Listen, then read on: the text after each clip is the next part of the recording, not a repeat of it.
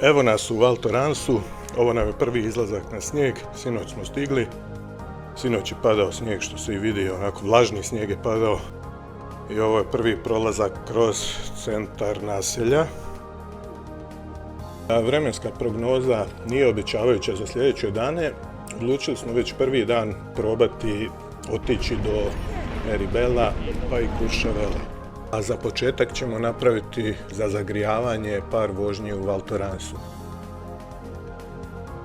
Gondola Grand Fond podigla nas je na 3003 metra nadmorske visine i tu sad imamo opciju ići iza nas u Orel, to je čak 4. dolina, ili se spuštamo u našu dolinu Val Thorans. Predivan pogled je odavde sa vrha. Staze su ponešto bolje nego dole u nižem dijelu, u centralnom dijelu naselja, što je logično jer se nalazimo na 3000 metara nadmorske visine. Iako je prognoza bila da će danas temperatura biti -25, temperatura u centralnom dijelu naselja oko nule, ovdje je neki par u minusu. Nastavljamo kruzing po ovoj laganoj stazi, gotovo da je ravna, sa vrlo malim nagibom. I sada dolazimo na jedan zanimljivi dio, a to je pogled na cijelu dolinu. Ovdje vam naprosto ne treba karta jer skoro u svakom trenutku točno vidite gdje se nalazite i možete onako odrediti odokativno kamo želite ići i gdje se nalazite. Evo ovdje odličan primjer toga, znači s lijeve strane ova crvena staza, ispred sebe vidimo cijelu dolinu Val Thorans. Ovo je Les Menuires koji se nalazi nešto niže od Val Thoransa, zatim vidimo cijelo naselje Val Thorans i ovamo iza Val Thoransa se nalazi sljedeća dolina Meribel. Mi sada krećemo prema Meribelu, ali prije toga trebamo se spustiti u sami centar Val Thoransa. Kako se približavamo centru mjesta, tako se i sve više staza spaja u jednu, tako da je sve više skijaša na stazama. Tu sa desne strane vidimo i najpoznatiji klub u Val Thoransu kojih ima više.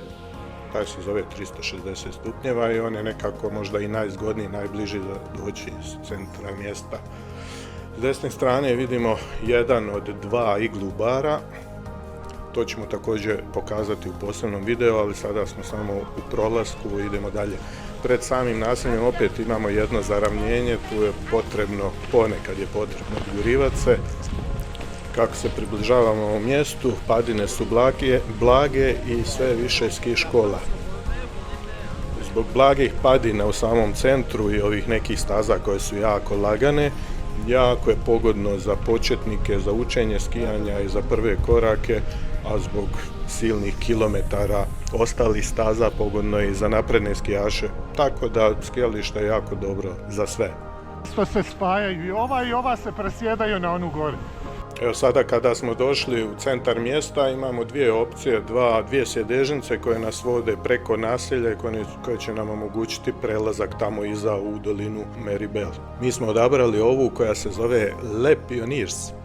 Tu se može dobro vidjeti kako staze idu između zgrada, kako izgledaju sami apartmani, odnosno kako su to neke velike zgrade. Ali drugi put više u Val Thoransu, mi nastavljamo dalje, silazimo sa ove sjedežnice i tu se spuštamo nekih 100-200 metara do sljedeće sjedežnice koja će nas onda prevesti preko brda koje se trenutno nalazi s desne strane.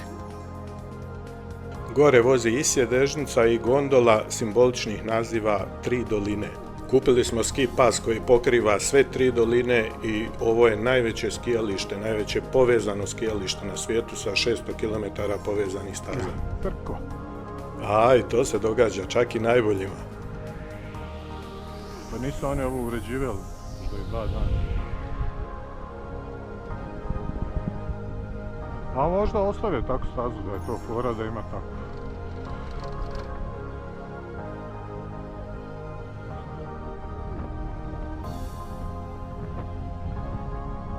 Na vrhu nas je dočekao jak vjetar. Iza sebe ostavljamo dolinu Val Thorans i evo ispred nas se otvara nova dolina Meribel. Još uvijek imamo šansu vratiti se od kud smo krenuli, znači niz ovu stazu, 100-200 metara dalje, jedno fino križanje gdje onda donosimo finalnu odluku. Idemo li dalje ili se vraćamo. Prekrasan pogled na dolinu Meribel, a u daljini iza tog brda je već i sljedeća dolina Courchevel. I dolje desno vidimo i tu stazu kojom ćemo se spustiti do samog centra Meribela. A evo i malo podsjetnika da vidimo kako izgledaju prave zime, kako je to nekad bilo. I gotovo, nema više. Ovo je zadnja prilika da se skrene lijevo i vrati natrag u Val Thorens, ili se nastavi ravno i dođe se do Le Menuirsa, koji je također dio doline od Val Thorensa, ili se skrene desno, što smo mi učinili, i idemo u dolinu Meribel. Baš lijepo izgledaju ovi zapusi vjetra. Stvarno podsjeća na neka stara vremena. I evo nas, ulazimo u Meribel.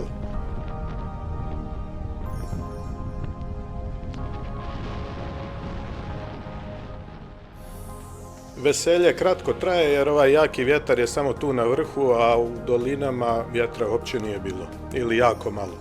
Ono što je obilježilo ovaj naš boravak u Francuskoj jeste jako puno padova. Ispred nas, iza nas, pored nas, sjediš na žici, ljudi padaju. Stvarno je nevjerojatno koliko padova. Što je razlog tome, može i biti više. To je samo dodatni podsjetnik da treba platiti dodatno osiguranje jer evakuacija helikopterom iz ovakvih situacija nije jeftina. I evo nas, spuštamo se u dolinu i stižemo do prvih liftova. I to je ni 5 ni 6, Mont Valon na desnoj strani, gondola koja nas podiže na najviši vrh u Meribelu, nepunih 3000 metara. Tu na vrhu s lijeve strane nalazi se prekrasan vidikovac i prekrasan pogled na najveći ledenjak u 3 doline. Mi idemo desno i spuštamo se prvo niz ovu usku stazicu. Nije bilo zainteresiranih za napraviti jednu odličnu panoramsku fotku odmah u okvirenu, ali zbilja lijepi pogledi od ozgo s vrha. Nastavljamo dalje, u početku su to neke male uske stazice koje su se čak i suzile na samom početku, ali što idemo dalje, staza postaje sve šira, da bi na kraju došli evo i do dijela staze koju možemo nazvati pravom stazom gdje se može skijati. Na samom dnu s lijeve strane dolazi staza kojom smo došli iz Val Thorensa i evo nastavljamo u stvari putem kojim smo došli, međutim i ovog puta produžavamo dalje. Idemo do sjedežnice Plan de Mains koja nas podiže sa evo lijepim pogledom na stazu. Podiže nas malo iznad pozicije gdje smo bili, ali nam isto tako omogućava silazak u samo mjesto Meribel. Kada se popnemo gore, dolazimo na ovaj jako lijepi plato.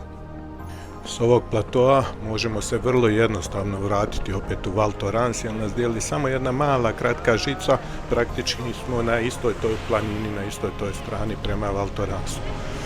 Mi se odlučujemo ići dalje prema samom centru mjesta Meribel. Uz stazu se nalaze i mjesta za odmor, za ručak, okrijepu, a po prvi put srećemo i nešto, barem ja prvi put primjećujem da na stazi postoje redari, evo čini se da redar upozorava ove bordere da ne smiju ležati na stazi. Dolazimo i do samog mjesta, evo vidimo kako ono izgleda, značajno se razlikuje od Val Thorensa, drugačije su te kućice, nešto su niže i čini mi se što se ljepote tiče ipak malo ljepše naselje. Meribel se sastoji od više sela, ovo sada u koje ulazimo je Meribel Mortaret, ima tu i selo Meribel Centar, Meribel Village, svi su oni povezani, sve je to jedno skijalište. Mi ovdje uzimamo gondolu Pas du Lac koja nas vodi u Courchevel. Taj dio vam nećemo pokazati jer nam je u međuvremenu iscurila baterija na kameri, ali evo možemo reći da se nismo puno zadržali u Courchevelu jer vrijeme je curilo, relativno kasno smo krenuli, možda oko podneva tek prema Meribelu i prema Courchevelu, tako da smo se eto morali početi vraćati, a Courchevel ćemo obići neki drugi put, malo temeljitije. Ovog puta zbilja vrijeme nije poslužilo jer je sljedećih dana padao i snijeg i tako da nismo stigli obići baš sve što smo mislili, ali evo, to je valjda razlog da se dođe još jedan put. S obzirom da ste ovaj video gledali do samog kraja, onda smo sigurno zaslužili i jedan like i subscribe. Vidimo se na sljedećem skijalištu.